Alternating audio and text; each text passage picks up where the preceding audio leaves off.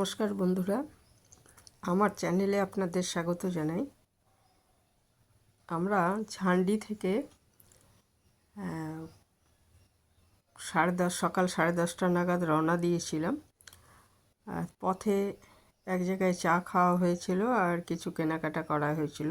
তারপর এমনিতে তেন্দ্রাবং যেতে ঝান্ডি থেকে 1.5 ঘন্টা মতো লাগে, কিন্তু সব কেনাকাটা করা, চা খাওয়া এসবের কারণে আমরা আরেকটু সময় বেশি লেগেছিল।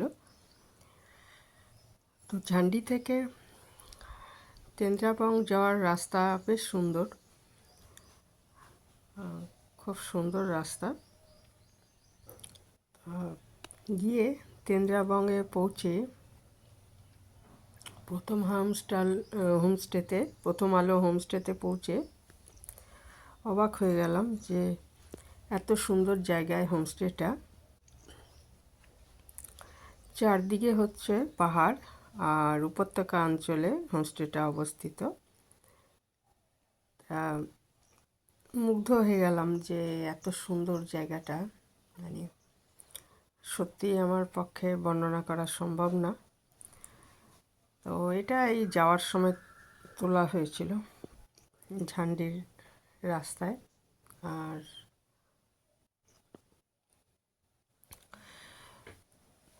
তো ঝান্ডি যেরকম ভালো লেগেছে, তেন্দ্রাবংয়ে কিন্তু প্রাকৃতিক সৌন্দর্য দেখে মুগ্ধ হয়ে গেলাম, আর হোমস্টেটাও খুব সুন্দর। আর আমরা ঝান্ডি থেকে যে জায়গাগুলো দেখেছিলাম সেগুলো যেমন ঋষভ, লাভা, লোলেগাঁও, এগুলো এখান থেকেও যাওয়া সম্ভব ছিল, কারণ বেশি দূরে নয়। ঋষভ এখান থেকে একদমই কাছে।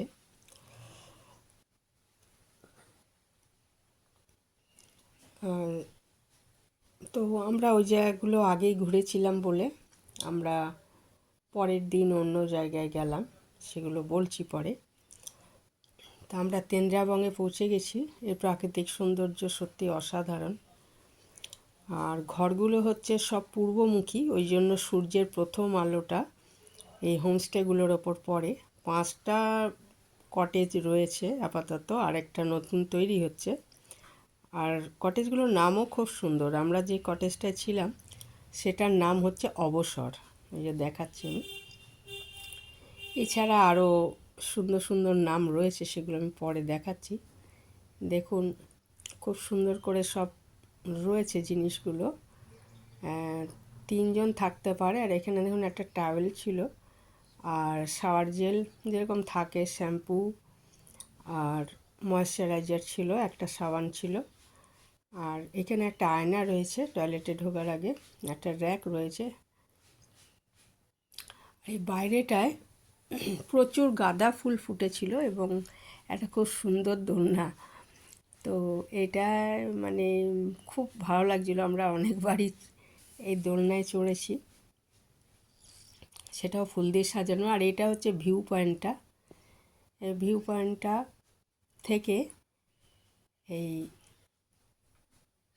মানে হোমস্টেটা রয়েছে, ধরুন যেদিকে সূর্য উঠছে স্বাভাবিক সেটা পূর্ব দিক, বা দিকে পশ্চিম দিকে রয়েছে হোমস্টে। এটা উত্তর দিকে ভিউ পয়েন্টটা।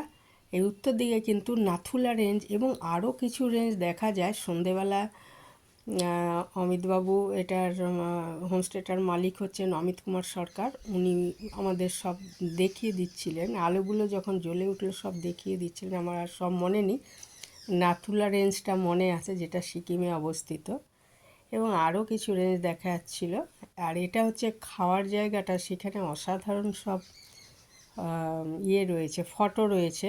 তো আমি জিজ্ঞেস করায় ওনার স্ত্রী বললেন, সোমদত্তা, যে এগুলো ফটোগ্রাফাররা যে এসছেন তারা যে ছবি তুলেছিলেন সেগুলো সব বাঁধানো রয়েছে আর কি। একটা অসম্ভব সুন্দর পুরানো আমলের, এটা সম্ভবত ব্রিটিশ আমলের ঘড়ি। এরকম একটা ঘড়ি আমরা ইটাচুনার রাজবাড়িতেও দেখেছি, আমার আর জিজ্ঞেস করা হয়নি ঘড়িটা সম্বন্ধে। আর প্রচুর নাকি পাখি দেখা যায়, খালি চোখেও দেখা যায়, তবে দূরবীন হলে বেশি ভালো দেখা যাবে স্বাভাবিক। তো খুব সুন্দর। এই আরেকটা হোমস্টে, এটার নাম এই আরেকটা কটেজের নাম হচ্ছে অরণ্যের দিন রাত্রি। ভীষণ সুন্দর নামগুলো। আর অবসরে আমরা ছিলাম, এই যেটা দেখালাম। আর আরও হচ্ছে নামগুলো আমি দেখাচ্ছি। আরেকটা নাম যেমন হচ্ছে অভিলাষ, আরেকটা নাম ছিল একটু উষ্ণতার জন্য, সেটা আমি দেখাচ্ছি পরে। তার নাম হচ্ছে অভিলাষ। এই যে একটু উষ্ণতার জন্য, এটা হচ্ছে একদম খাওয়ার জায়গাটার পাশেই। এরকম 5টা কটেজ রয়েছে। আরেকটা নতুন তৈরি হচ্ছে চাহিদার জন্য। আর একটা হচ্ছে ঘরে বাইরে। হ্যাঁ, এই আরেকটা কটেজের নাম হচ্ছে ঘরে বাইরে। আর গিয়ে খাওয়া দাওয়া করার পর বিকালবেলায় আমরা গিয়ে ভিউ পয়েন্টে বসলাম অসাধারণ সানসেট দেখার জন্য। আর খাওয়া দাওয়া খুবই ভালো ছিল। আমরা যেদিন পৌঁছেছিলাম অনেক কিছু ছিল, মাছ, স্কোয়াশ ভাজা, সয়াবিনের তরকারি, কাতলা মাছের ঝোল, আর মিষ্টি, আচার, তেঁতুলের, পাঁপড় ভাজা, অনেক কিছু রান্না করেছিলেন সোমদত্তা। তো আমার ছবি তোলা হয়নি সেটার। আর পরের দিন লাঞ্চের সময় ছবি তুলেছিলাম, সেটা আমি পরে দেখাচ্ছি। তো ভাবতেই পারিনি যে বাংলার বাইরে গিয়ে এমন সব রান্না উনি করেছিলেন যে সেগুলো যে কোনো হোমস্টেতে পাওয়া যাবে সেটা ভাবতেই পারিনি। তো যাই হোক, ওনারা বাঙালি বলেই মনে হয় এগুলো সম্ভব হয়েছে। শুধু বাঙালি বলে না, সোমদত্তার রান্নার হাতও খুব সুন্দর। এর সন্ধ্যাবেলায় কটেজগুলো খুব সুন্দর দেখাচ্ছিল, আলো দিয়ে সাজানো রয়েছে। আর ওই দূরে ভিউ পয়েন্টটা দেখা যাচ্ছে, ওখানে আমরা অনেকক্ষণ ছিলাম। অমিতবাবু আমি জিজ্ঞাসা করছিলাম যে এখানে উনি জমিটা কিভাবে পেয়েছিলেন। এখানে 3.5 বিঘা জমির ওপর উনি এই কটেজ আর হচ্ছে অনেকটা অংশ উনি চাষ করছেন, অর্গানিক সবজি সব বানাচ্ছেন, সেগুলো হোমস্টেতে রান্না হয়। তো জানতে চাইছিলাম যে এই জমিটার এত অসাধারণ, জমিটার পজিশন কী করে পেলেন, সেই গল্প উনি আমাদের করলেন। সেটা আর আমি বলছি না, আপনারা গেলে ওনার মুখ থেকে শুনবেন। এই পরের দিন সূর্যোদয়ের সময় একটু মেঘ ছিল, তবুও সূর্যোদয় দেখা গেছে। আর প্রথম আলোটা একদম পড়ছে যখন আমাদের কটেজের ওপর, দারুণ লাগছিল। পূর্বমুখী ঘর, কাজে কটেজগুলোর ওপর এরকম পড়ছে। তা এটা একটা অসাধারণ অভিজ্ঞতা। আর কটেজগুলোর মধ্যে ব্যবস্থাও খুব সুন্দর, সমস্ত কিছু পরিপাটি করে রাখা।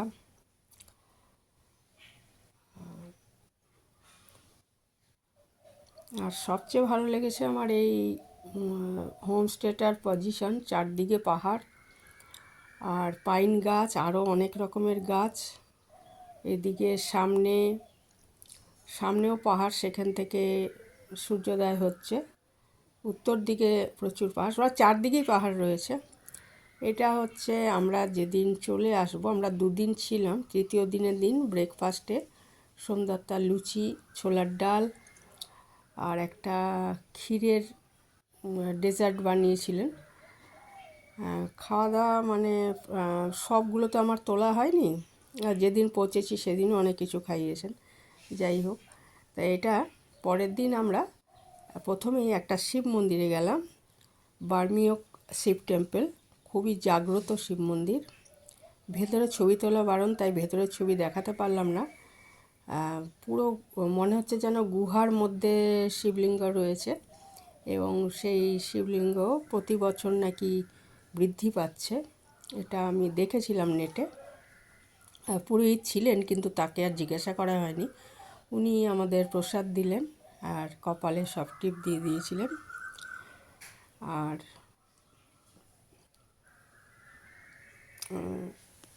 এখানে গিয়ে ফিলিংসটাই অন্যরকম হয়ে গেল। অনেক সিঁড়ি ভেঙে উঠতে হয় মন্দিরটায়। এই যে এটা ঢোকার সময় আর কি মহাদেব ধাম লেখা রয়েছে। তো প্রচুর সিঁড়ি ভাঙতে হয়। আমি সিঁড়ি ভেঙে ভেঙে উঠছিলাম, তবে কষ্ট হয়নি খুব একটা। এখানে নাকি অমিতবাবুও বলছিলেন যে প্রচুর লোক আসে পুজো দিতে। আর সিঁড়ি দিয়ে উঠে আমি একটুখানি বসেছিলাম, তারপরে আবার কিছুটা সিঁড়ি ভাঙার ব্যাপার রয়েছে। আর চারপাশের ভিউ অসাধারণ, পাইন গাছে ঘেরা। এখানে সব জায়গারই মোটামুটি যেগুলো ভিউ পয়েন্ট বা এই টেম্পলটা যেমন অসাধারণ জায়গায় করা রয়েছে। আর প্রচুর ফুল রয়েছে মন্দির চত্বরে। তা মন্দিরে আমরা পুরোহিত মশাই আমাদের প্রসাদ দেওয়ার পর চরণামৃত্য দিলেন আর এমনি প্রসাদ দিয়েছিলেন। তারপরে দেওয়ার পর আমরা বাইরেটা ঘুরে ঘুরে দেখছিলাম। খুব ভালো লাগছিলো। এখানে আমরা কিছুটা সময় ছিলাম। তো আমাদের ড্রাইভার নিচে অপেক্ষা করছিলেন, অমিতবাবুই ঠিক করে দিয়েছিলেন ড্রাইভার। তা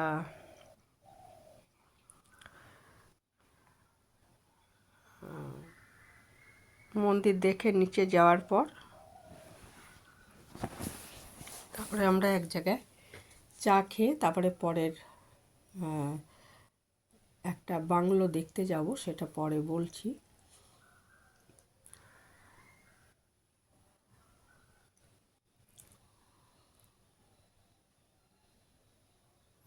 পুরো একদম পাহাড়ের মধ্যে মন্দিরটা, অদ্ভুত পজিশনটা, আমার খুবই ভালো লেগেছে। এখানে স্থানীয় লোকেরা তো আসেনই, চারপাশ থেকে প্রচুর মানুষ আসেন, মানত করেন, পুজো দেন মহাদেবের।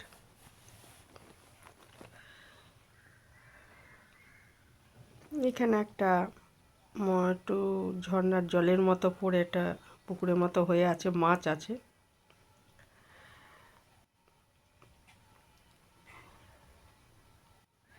আর অনেক ফুল ফুটে আছে। এই হলুদ রঙের ফুলগুলোর নাম জানি না, খুব ভালো লাগছিল দেখতে। চারপাশে অনেক ফুল হয়ে আছে মন্দিরের চারপাশে। আর সিঁড়ি দিয়ে ওঠার সময় দেখলাম যে প্রচুর ফুল হয়ে আছে। এরপরে চাটা খাওয়ার পর আমরা চলে গেলাম রাস্তার ধারে এক জায়গায় জলসা বাংলোতে। এই বাংলোটা ব্রিটিশদের তৈরি, তালা দেওয়া ছিল, আমাদের ঢুকতে দেওয়া হয়নি। আমি একজনকে জিজ্ঞাসা করলাম, বললো এটা ঢুকতে দেওয়া হয় না। তবে আমি নেটে দেখেছি যে এখানে নাকি আগে বুকিং করে থাকা যায়। সেটা আমি ঠিক বলতে পারবো না, ওখানে যাকে জিজ্ঞাসা করেছিলাম তাকে আর আমি সেটা জিজ্ঞাসা করিনি। এমনি বললো যে ঢুকতে দেওয়া হয় না, এটা এমনি ট্যুরিস্টরা এখানে ঢুকে সময় কাটাতে পারেন। ভীষণ সুন্দর জায়গাটা। আর ব্রিটিশদের তৈরি বাংলো, ওরা সিনকোনা চাষ করতো, সেই জন্য বিভিন্ন দার্জিলিং বা সেই কালিম্পং এসব এলাকায় সিনকোনা চাষ করতেন বলে ওরা এসব বাংলো বানিয়ে রেখেছিলেন। ওখানের অফিসাররা থাকতেন আর কি, বা উচ্চপদস্থ কর্মী থাকার জন্য। আর এইখানে এরকম এগুলো ভিউ পয়েন্ট সিঁড়ি দিয়ে করে করা আছে। আর গাছবাড়ি যেটা বলে সেটাও আছে দুটো, আমার জিজ্ঞেস করা হয়নি। তবে আমি দেখেছি এখানে নাকি থাকা যায়, তো আমার সেই ব্যাপারে এমনি জিজ্ঞাসা করা হয়নি। আমি নেটেই দেখেছিলাম যে এতে থাকা যায়, ওই যে দেখা যাচ্ছে রাজবাড়ি। তো সিঁড়ি দিয়ে উঠে আমার মেয়ে আর হাজব্যান্ড উঠেছিল, আমি আর উঠিনি, ওরা একটু ওখানে উঠেছিল। আর এইখানে ভিউ পয়েন্টটা, মানে এখানে বসে সারাদিন কেটে যাবে। দূরে কাঞ্চনজঙ্ঘাই সম্ভবত দেখা যাচ্ছে, আর তিস্তা দেখা যাচ্ছে, তিস্তা নদীটা। আর এটা ওই জলসা বাংলো ঘুরে দেখার পর এটা একটা ভিউ পয়েন্টে গেছিলাম, মুনসাং। আর শেষে আমরা গেলাম একটা ওয়াটারফল দেখতে। এটা হোমস্টের থেকে বেশি দূরে না, ইচ্ছে করলে হেঁটে চলে যাওয়া যায়।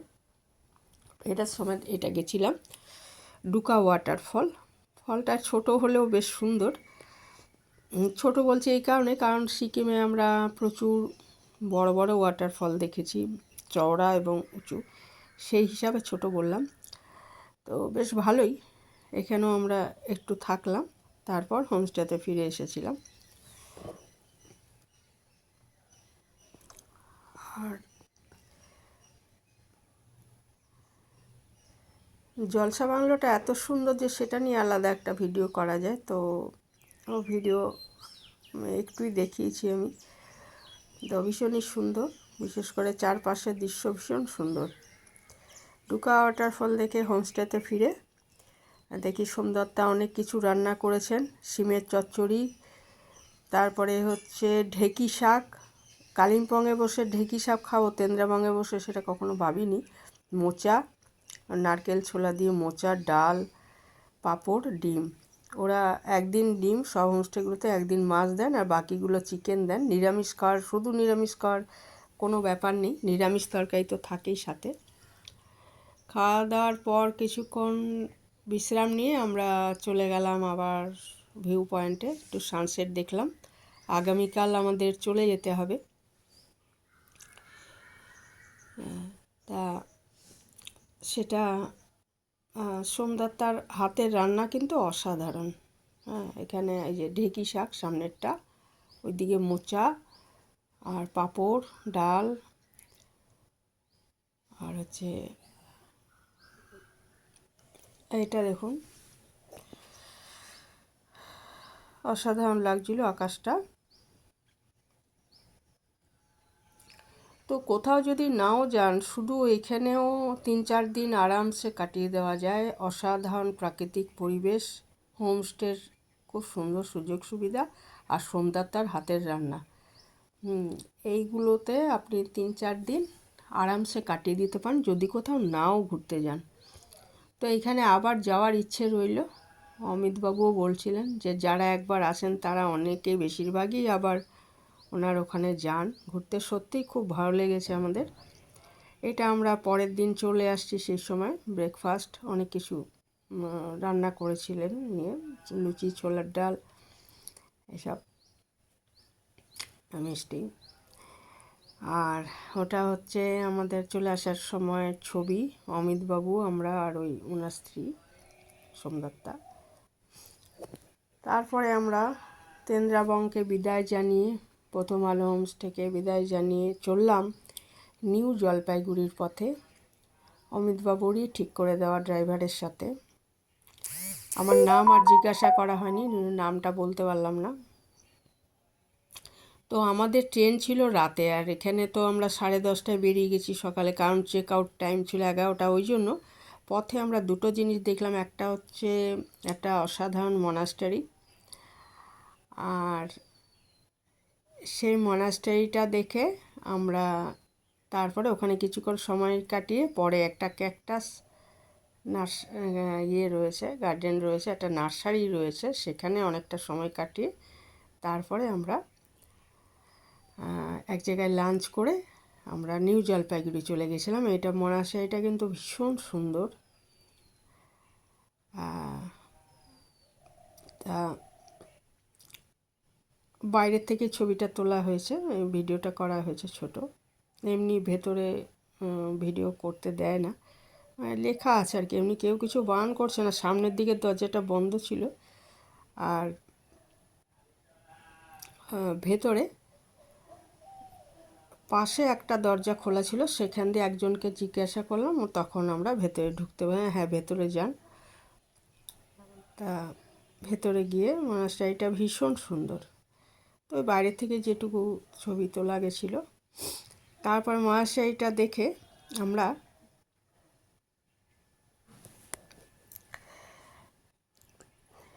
এটা হচ্ছে আমরা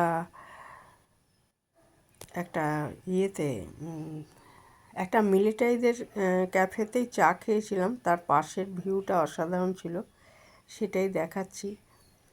পুরো কালিম্পংয়ে এত সুন্দর। এই কাছেই হচ্ছে এই মিলিটারি, এটা কাছেই হচ্ছে মর্গান হাউস। এরপরে আমরা চলে গেলাম ক্যাকটাস গার্ডেন দেখতে। এত রকমের ক্যাকটাস কখনো দেখিনি আমি। তো আলিপুরের নার্সারিতেও গেছি বা অনেক জায়গায় দেখেছি ক্যাকটাস, কিন্তু সিকিমে গেছিলাম সেখানেও দেখেছি, কিন্তু এত সুন্দর ক্যাকটাস গার্ডেন কিন্তু আমি কোথাও দেখিনি, এত রকমের, আর এত ভালো লাগছিল। সেই ক্যাকটাস ইয়েগুলো সব ওরা আলাদা আলাদা ইয়ের মতো করে রেখেছে। আর তো সেখানে আমরা কিছুক্ষণ ছিলাম। আর ক্যাকটাস ছাড়া ওইখানে অনেক রকমের গাছ আছে, ফলের গাছ এবং অনেক রকমের, চিনি না এরকম সব গাছ রয়েছে। খুব সুন্দর জায়গাটা। এখানেও দেখলাম ওরা থাকার ব্যবস্থা আছে, কেউ ইচ্ছে করলে থাকতে পারে। একটা হোমস্টের মতো করে রেখেছে ভেতরে, নার্সারির ভেতরে। তবে আমি সাজেস্ট করব যে আপনারা এইখানে তেন্দ্রাবঙ্গে গেলে, এটা তেন্দ্রাবং থেকে বেশ কিছুটা দূরে, ওই প্রথম আলো হোমস্টেতেই থাকবেন, খুব ভালো লাগবে আমার মনে হয়। এই যে ক্যাকটাস অদ্ভুত ধরনের, এগুলো প্রায় বিরাট বড় বড় তবলার মতো, মানে এরকম ক্যাকটাস কখনো দেখিনি। ভীষণ গরম, মানে ওরা করে রেখেছে ওরকম, যেহেতু ক্যাকটাস গরম জায়গার ইয়ে। আর এটা অদ্ভুত ধরনের গাছটা, কি গাছ কে জানে, কিরকম ছোট ছোট ফল হয়েছিল, মানে অদ্ভুত ধরনের, দেখতে খুব সুন্দর।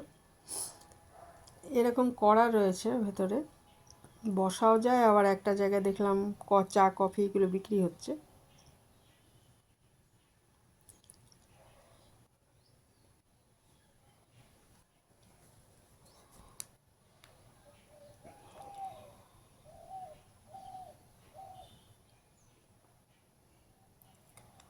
তো এখানে অনেকটা সময় ছিলাম আমরা, খুব ভালো লাগছিল।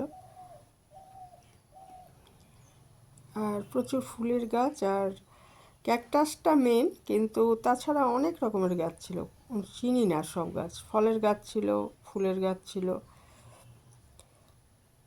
আর চারদিকে প্রাকৃতিক দৃশ্য তো আছেই ভালো। একটা ফুলের গাছ ছিল, গোলাপি রঙের ফুলগুলো এত সুন্দর লাগছিল, এই জন্য এখানে একটা ছোট ভিডিও করা হয়েছিল। কি গাছ চিনি না, খুব সুন্দর লাগছিল ফুলগুলো।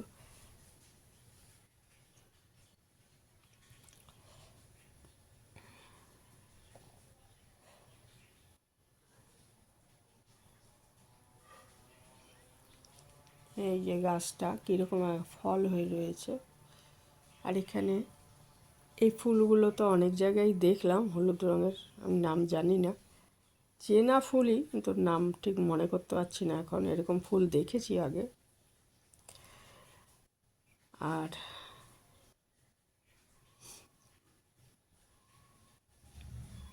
এই গোলাপি ফুলের গাছটাই অনেকটা জুড়ে ছিল, খুব সুন্দর লাগছিল। আর একটা দেখলাম, ওটা মুসম্বির মতো ফল হয়ে রয়েছে, একদম হলুদ হয়ে রয়েছে।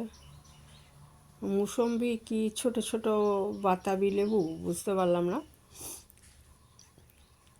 কিছু লেখা নেই, কাজে বোঝা যাচ্ছে না কোনটা কী গাছ।